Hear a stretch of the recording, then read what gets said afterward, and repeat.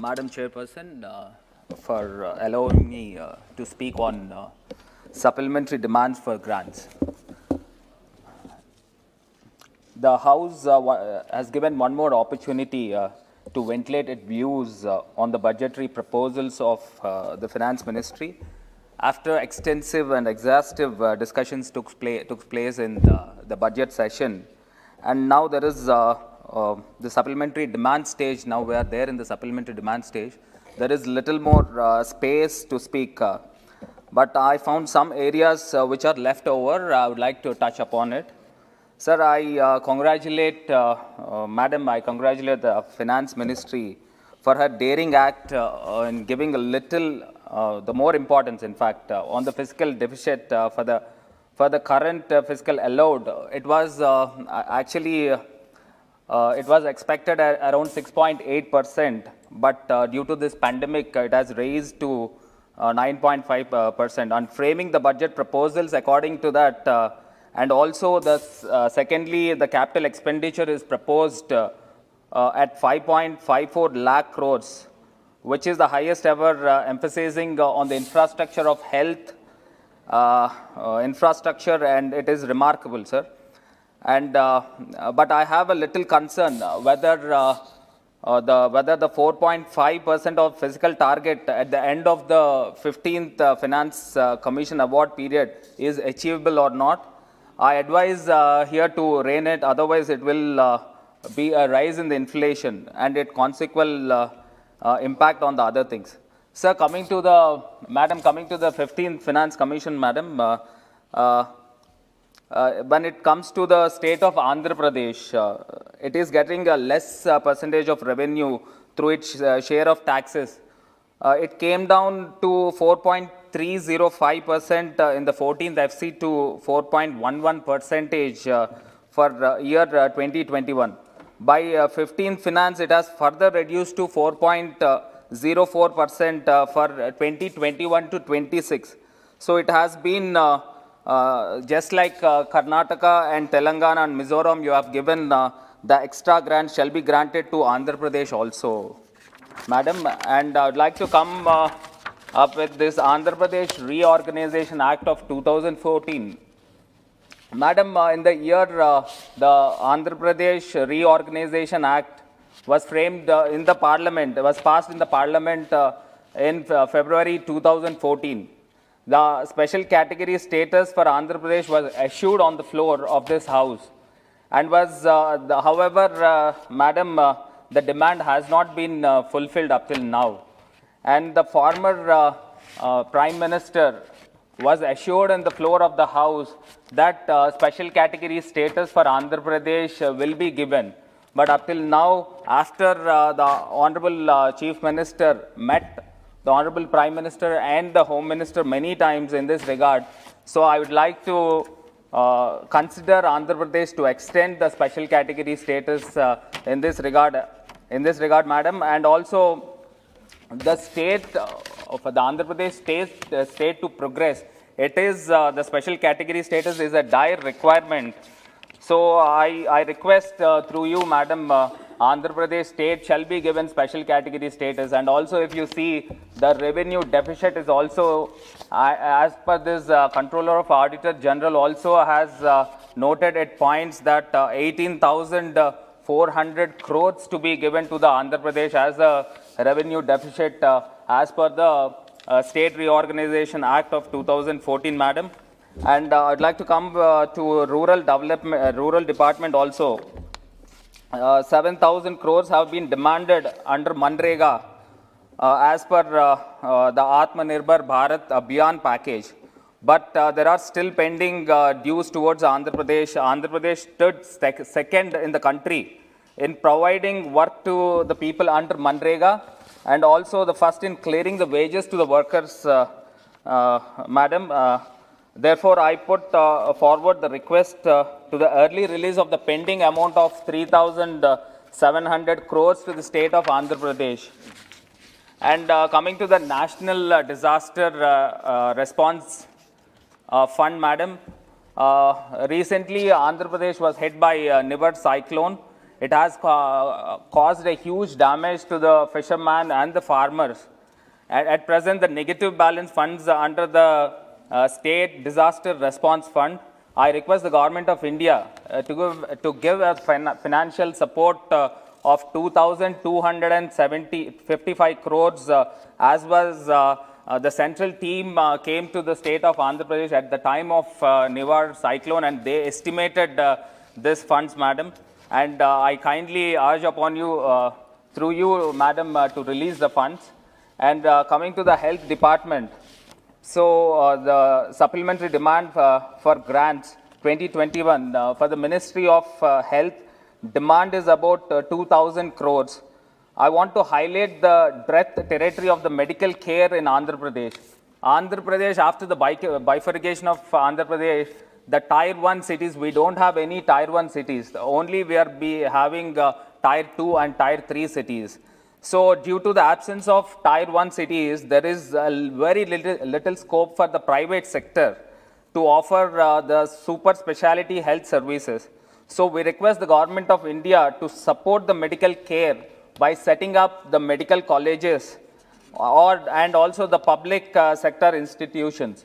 16 new medical colleges will be developed across the state, madam. So we are grateful for the Government of India that you have sanctioned 3 medical colleges, and we required 13 more medical colleges and for your financial assistance. So it is very much needed for the state of Andhra Pradesh, sir. And also, as I've mentioned regarding the revenue deficit to the Andhra Pradesh as per the State Reorganization Act. So almost like 1,18,000 crores revenue deficit were granted for 17 states. But why the state of Andhra Pradesh was left out? Even though bill was passed in the year 2014, the State Reorganization Act. So 18,800 crores, and even I mentioned earlier that CARG, Controller Auditor General, has notified it in its remarks also, madam, the development assistance to the backward districts. The Reorganization Act of 2014 has promised the annual grant of 350 crores per year, madam. We are having 7 backward districts. So for every district, the 50 crore rupees being passed, the bill was passed. For 6 years, the assistance amount is nearly 2,100 crores has to be given to the state of Andhra Pradesh. But only 1,400 crores been released. So I request the rest of the balance to be released at the earliest in this grant, madam. And I request to consider Andhra Pradesh 7 backward districts at par with the KBK districts of Orissa. And coming to the RINL, the steel plant, Vishaka steel plant, madam, the discussion of 100% strategic disinvestment of RINL along with the management control is a big concern for the steel plant. It provides almost like 20,000 the people directly involved with the steel plant, madam. And also there is a notion called Vishaka Ukku Andhrula Hakku. Almost 32 people have sacrificed their life in this protest earlier, madam. And I request the Government of India to consider not to disinvest RINL. Because, madam, last year also before COVID, the RINL has made a profits around about 200 crores. And the performing asset of the country with a capacity of 7.3 million tons per annum. Instead of opting for the disinvestment, both central government and the state government can sit together and sort it out. So I don't want to go why it went to losses, but I would like to raise a few points. Is that why is the necessity for taking loan of 22,000 crores at the interest rate of 14%? So why can't we think on that grounds? And also, why Government of India has not given captive mines to the Vishaka steel plant, RINL, madam? So why can't the proposal to merge into the SAIL also? And I have one more option in this RINL, sir. as in the State Reorganization Act, Andhra Pradesh would be given one sanction of steel plant. So why can't you think on this process to sanction the existing RANL to Andhra Pradesh, so that your promise will also be fulfilled and the sentiment and the emotion of Andhra Pradesh shall also be carried. So why can't you think on these grounds and convince the Honorable Prime Minister to sanction the existing RANL to the state of Andhra Pradesh? And also coming to the Department of Consumer Affairs, while 2,760 crores has been listed for the demand for grants for the Prime Minister Garib Kalyan Yojana, 4,000 crores is the sum due for the rice distribution in our state, as Shri Amitabh Kant of Niti Aayog has stated that 60% of economy was under 100% lockdown for about 3 months at the time of COVID. But, sir, we request the union government to release the pending dues of 4,282 crores to the state of Andhra Pradesh. As you know that there was, madam, we are having a bit time, madam. We are at par with TMC, madam. We are the 10 minutes, 10 minutes was your time. You've already done 11 minutes. Give me 2 more minutes, madam. 1 more minute, please. Wrap it up. And coming to the local body grants, madam, the entire country has witnessed in the recent panchayat and municipal corporation elections, as under my pragmatic, dynamic leadership of Y.S. Jagan Mohan Reddy ji, we've almost got extra vote percentage of 7% than the general elections, madam. In this regard, I would like to mention that the pending dues of the rural local bodies of last financial year, along with 1,312 crores recommended by the 15th finance for the rural local bodies is pending, sir. So kindly clear that amount also. And coming to the railway zone, it's for years.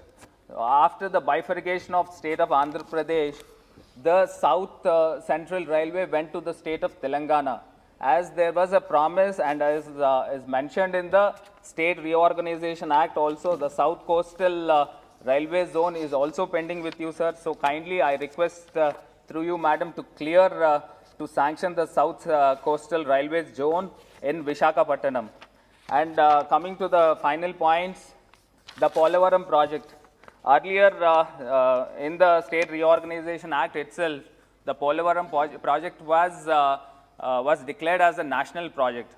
And after the revised estimations, and also the Polavaram Project Authority has approved the technical, the committee also approved that the escalation price of 55,548 crores was already mentioned, madam, and the committee is also approved. So I request the finance minister to approve the revised cost estimation, and also the cost has gone up in the increase of land acquisition. The revised land acquisition, madam, 1 minute. The required revised land acquisition has gone up to 1.02 lakh acres to 1.55 lakh acres, and increase of this costly affair of land acquisition also. I would like to consider this, and the remaining dues of 1,650 crores has to be cleared at the earliest, madam. And the final point, when it comes to the government of AP submitted 11 proposals for the sanction of Swadeshi Darshan Prasad scheme of the Ministry of Tourism, almost like 1,084 crores was the proposals given. So I would like to mention through you, madam, to sanction that Swadeshi Darshan Prasad scheme also. I request the central government to sanction the tourism projects under this scheme, madam, and I thank you for giving me the opportunity to speak on this supplementary demands for grants.